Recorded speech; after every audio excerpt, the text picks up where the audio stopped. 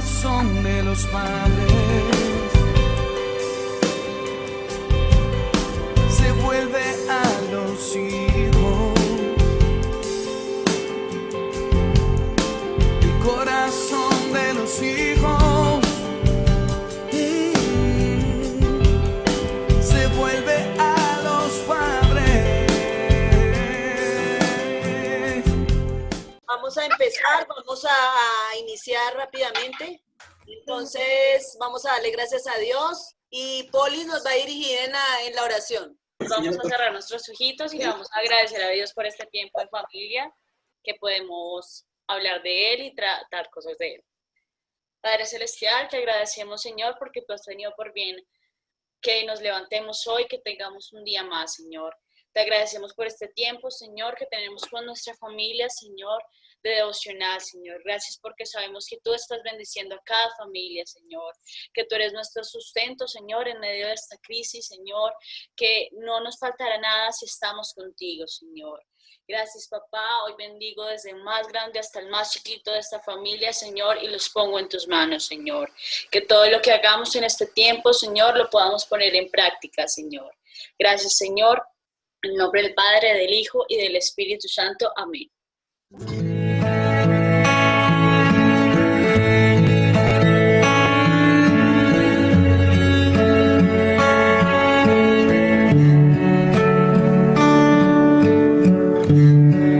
En medio del problema,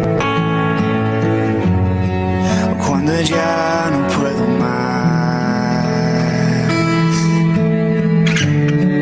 confiaré en tus promesas, suficiente me serán. En medio de este caos, cuando no puedo entender, buscaré en ti refugio y seguro estaré. Mi Salvador por siempre, no temeré, estás conmigo, no fallarás, en ti confío, mi esperanza solo en ti.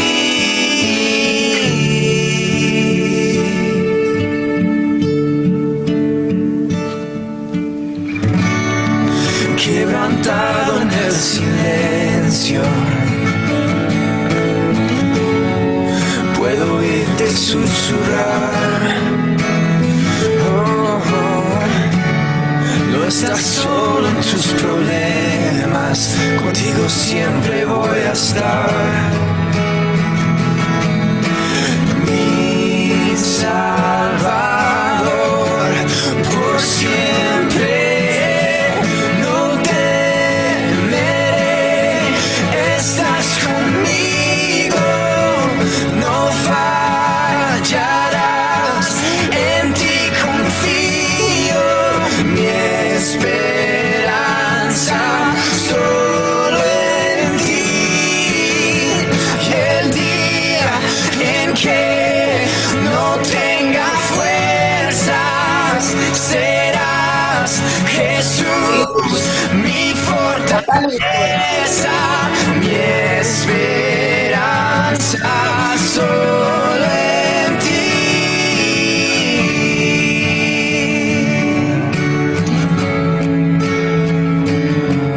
Solo en ti, solo en ti. Al débil fortalecerás y me sustentarás cuando no pueda más. Y la cruz me llama a confiar, tu amor es sin igual, siempre me saciarás. Oh, al débil fortalecerás y me sustentarás cuando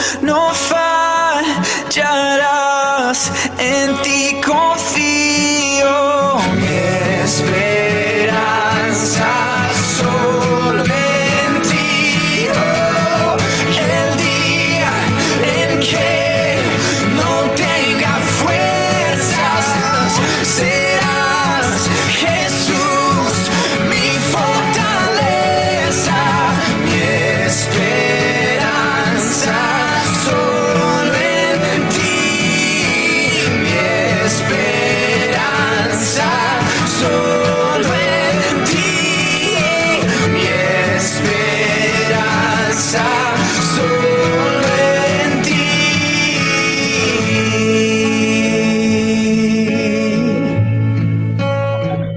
Solo en ti. Hola a todos, ¿cómo están? ¿Me escuchan bien? ¿Sí? Vale. Es que yo me veo aquí súper lenta, pero bueno, estoy grabando de todas formas el audio por si se corta, como la vez pasada. Y esta vez no va a ser tan largo, va a ser bien cortito, se los prometo. Bueno, pues yo creo que por lo que yo he visto aquí, bueno, en España, que estoy rodeada, estoy muy metida en la iglesia y siempre pues rodeada de gente que cree en el Señor, ¿no? Y siempre en todos mis círculos, o sea, de Colombia o de cualquier parte o sea, como que estoy muy conectada con la iglesia y me estoy dando cuenta de que o sea, que es algo bueno, que creo que en este tiempo la iglesia de Dios está centrada y está madura, aunque todavía nos falta mucho, ¿no? Pero creo que hemos sabido entender lo que Dios está haciendo o la intención de Dios con este tiempo en el que estamos, ¿no? Y la vez pasada yo hablaba de cambiar la forma en la que nosotros vemos los problemas porque como hijos de Dios tenemos que entender, y yo creo que la mayoría lo entendemos, solo que en el diario vivir es muy complicado ponerlo en práctica, pero entender que los problemas y la prueba viene con un propósito de Dios y que no es simplemente por hacernos sufrir, ¿no? Y pues eso hablábamos la vez pasada. Y desde que empezó la cuarentena, yo me compré una Biblia y me propuse empezar a leerla de nuevo, desde el principio. Y pues he ido así muy lento y como estudiando así más o menos, o sea, todo lo que puedo. Y hace como 2 semanas estaba terminando Génesis y me encontré con la historia de José, que yo sé que todos la conocemos, o la mayoría. Pero aunque es algo que, por ejemplo, yo la he escuchado 50.000 veces porque he estado en la iglesia desde bebé, prácticamente estudié en colegio cristiano y me la han repetido 1000 veces.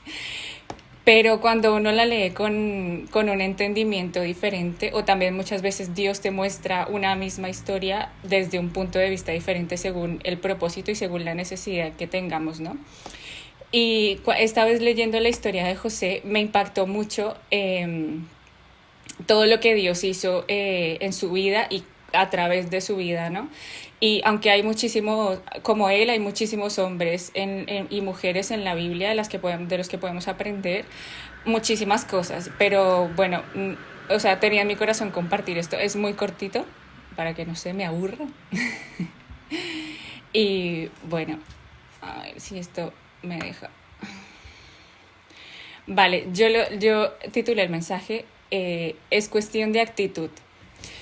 Porque si bien, como y venía diciendo antes, todos los cristianos y todos los hijos de Dios no estamos llamados a vivir una vida color de rosa y no significa que al aceptar a Jesús en nuestro corazón ya todo va a ser súper fácil, como decía la vez pasada, sino que es al contrario.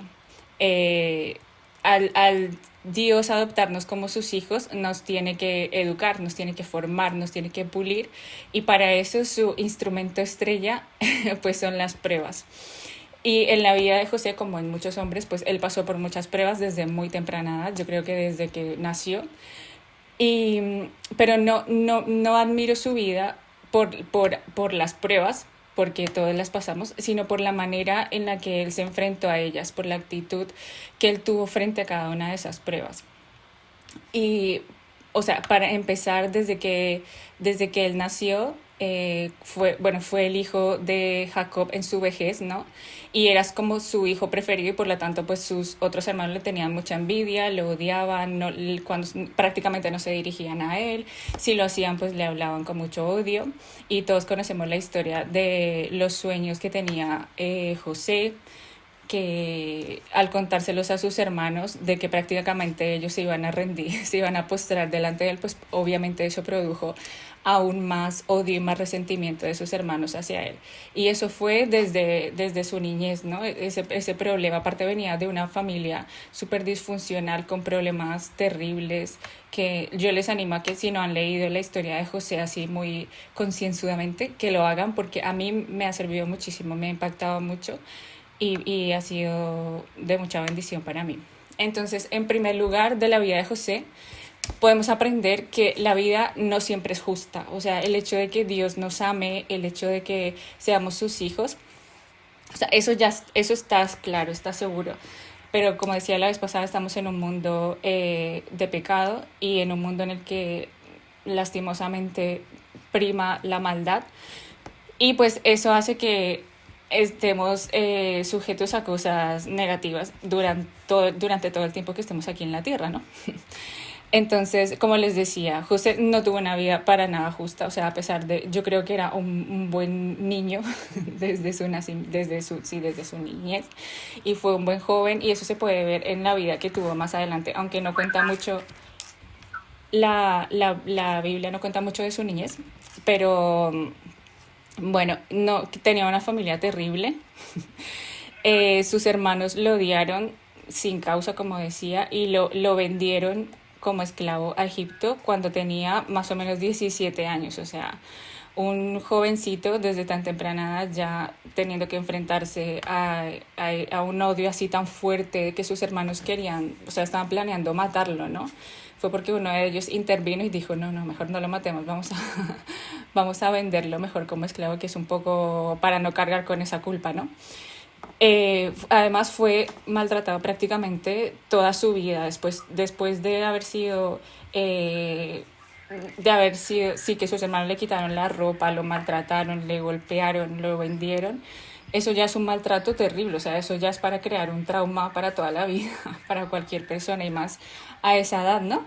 Y después, estando en Egipto, bueno, estuvo muchos años como esclavo, aunque Dios puso gracia delante de Potifar, que era, bueno, no me acuerdo, como el primero después del faraón, y puso gracia, o sea, Potifar lo puso a servir desde muy pronto y, o sea, como que vemos que Dios lo puso, le dio una posición alta desde el principio, ¿no? Que a pesar de que iba a llegar a ser esclavo, o sea, que llegó siendo esclavo, Dios usó eso para un bien, ¿no? Y lo puso en una posición que a lo mejor él ni siquiera se esperaba, ¿no?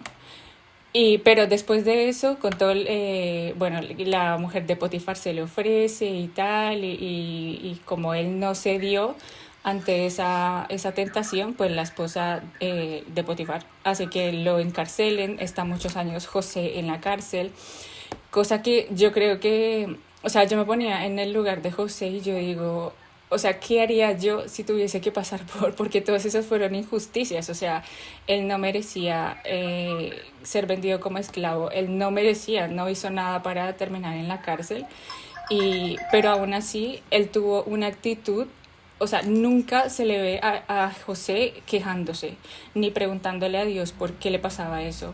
Nunca, al contrario, él siempre tuvo una actitud proactiva, una actitud positiva, una actitud de dar más, dar todo lo que pudiera de él en la cárcel. Llegó a ascender y era como el encargado de todos los presos. Luego Dios le da ese don o esa gracia para interpretar los sueños de sus compañeros de prisión, que luego eso es lo que le da la oportunidad de salir de la cárcel y para interpretar el sueño de Faraón. Y ahí Dios le muestra a Faraón que, o sea, le da a José no solamente el don o la capacidad de interpretar esos sueños, sino la sabiduría para guiar a Faraón para saber qué hacer en esos años que venían de hambruna y de escasez. Entonces, eso fue de Dios. Y algo que es que si me pongo a leerles la historia, los voy a aburrir. Y tampoco sé exactamente qué versículo dice cada cosa que les estoy diciendo. Pero la historia de José empieza... Ay, perdón. Uf. Empieza más o menos desde el capítulo 37 de Génesis, por si la quieren leer. Y ya me perdí de dónde iba. Bueno, ay Dios, no tengo agua aquí. Estoy súper mal de la garganta. Ay.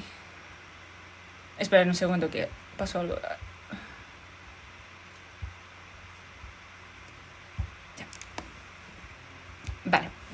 Entonces, como estaba diciendo, que vale, hubo siempre que, por ejemplo, cuando él interpretó los sueños a sus compañeros de prisión, él siempre reconocía que no era de él, o sea, que esa interpretación no venía de él, que ese don no venía de él, sino que era Dios. Él siempre tuvo claro quién era su Dios, él siempre supo en qué Dios había creído, y yo creo que eso fue, aunque no lo dicen explícitamente, pero yo creo que eso fue lo que lo mantuvo con una fortaleza. Es que yo me pongo a pensar y digo, o sea, a mí me pasa eso y yo me tiro a la pena, o sea, me pongo a llorar todos esos años y probablemente me muera antes de la depresión que del maltrato en la esclavitud o lo que sea.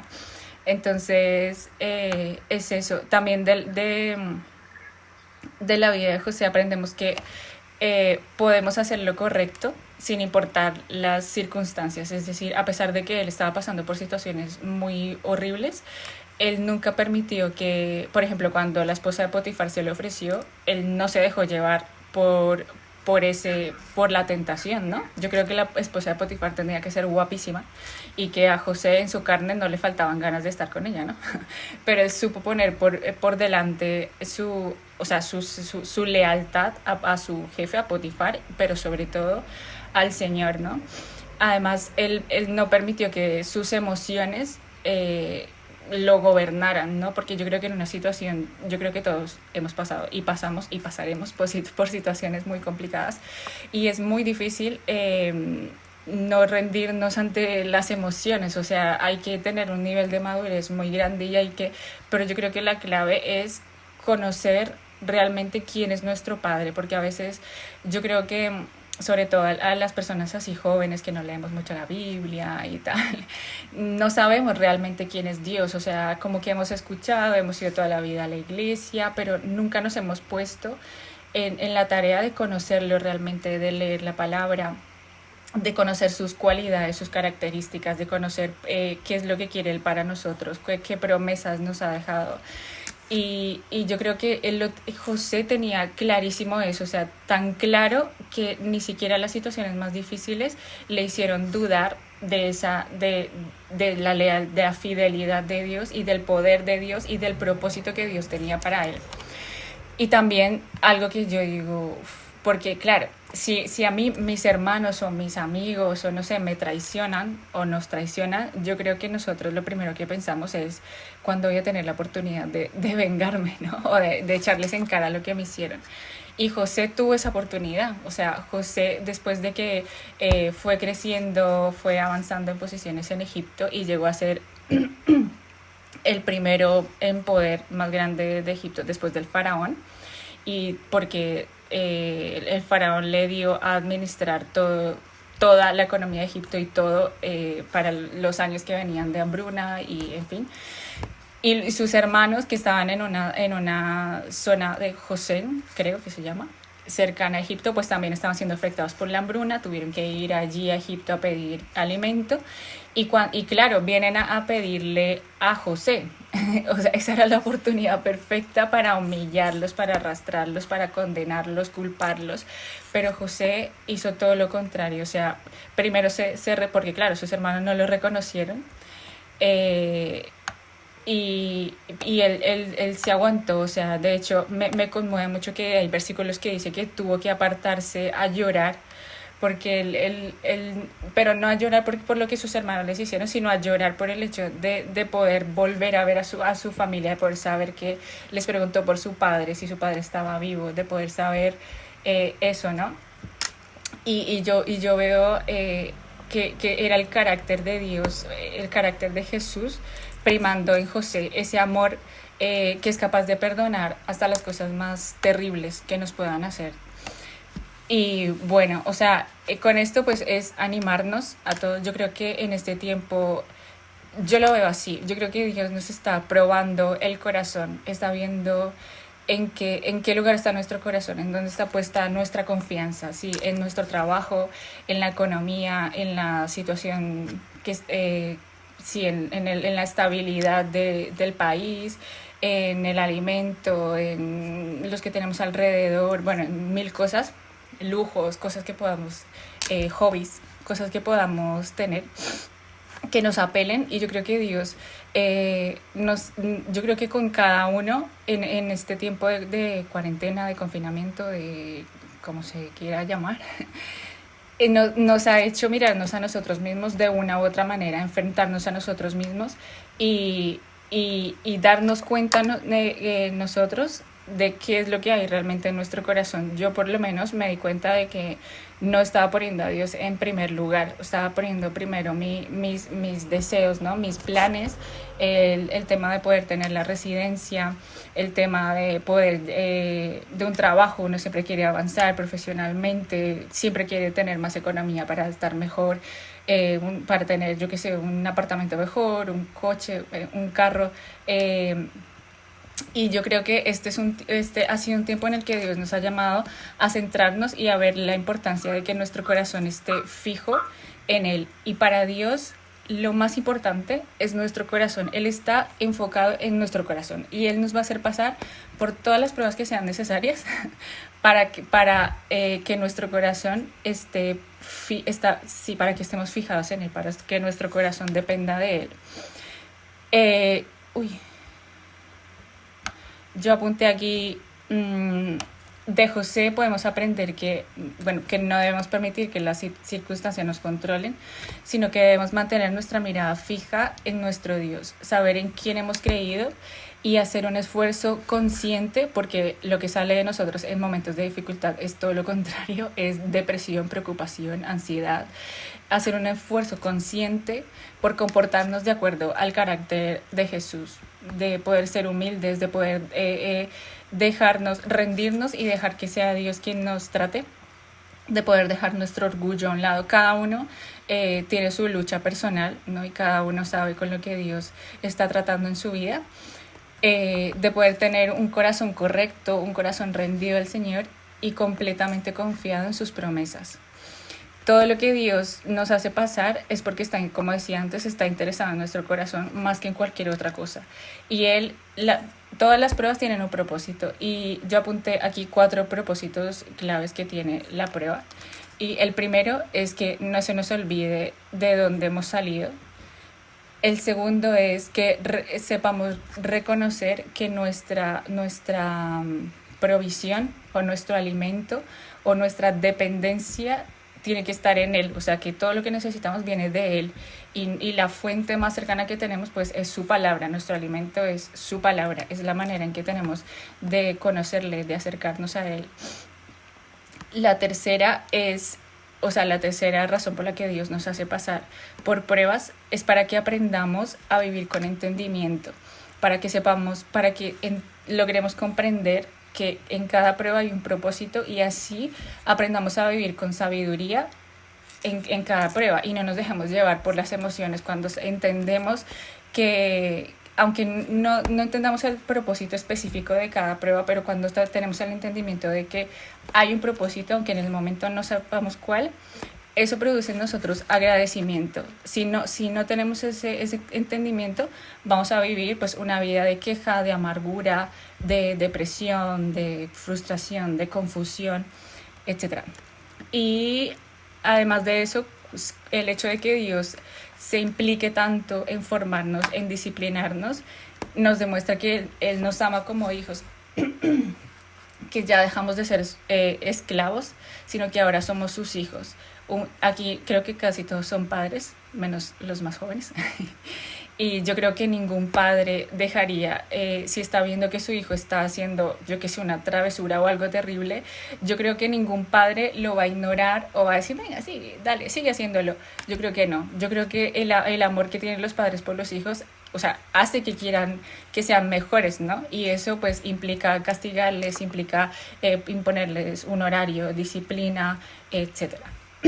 Entonces, pues eso, es entender que el propósito más grande de Dios es hacernos bien, pero en lo que esta palabra era muy parecida a la de la vez pasada, pero lo que me impactó era eso, al leer la historia de José, la actitud que él tuvo.